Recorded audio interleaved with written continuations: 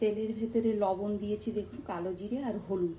Hit ধীরে ধীরে হচ্ছে। এবার এটা ভাপা করব। কি ভাপা করব দেখুন, আলু, সজনে ডাঁটা, টমেটো, পেঁয়াজ। আগে আলুটা দিয়ে দিই, বলে দিচ্ছি।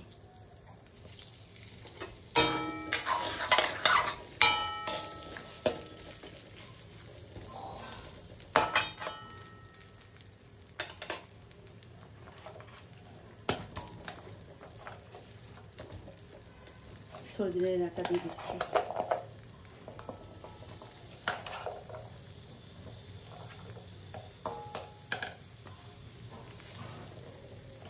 টমেটো দিয়ে দিচ্ছি,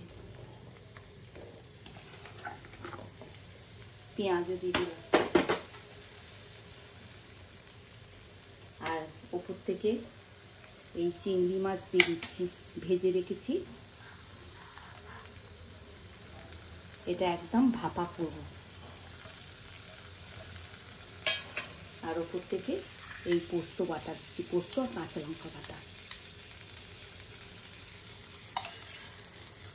জল দেব না, এইটাতে গ্যাস লো করে ভাজবো। আর এই ওপর থেকে সর্ষের তেল দিয়ে দিচ্ছি। এই টমেটোর রস বেরাবে, আলুর রস বেরাবে, এতেই হয়ে যাবে। এই যে পোস্ত পাতার অল্প একটু জল দিলাম, এতেই হবে। ধিমি আছে। আর এরকম একটা কাঁচা লঙ্কা দিয়ে দিলাম। যেটুকু জল আছে পোস্ত বাটার, এটাও দিয়ে দিই।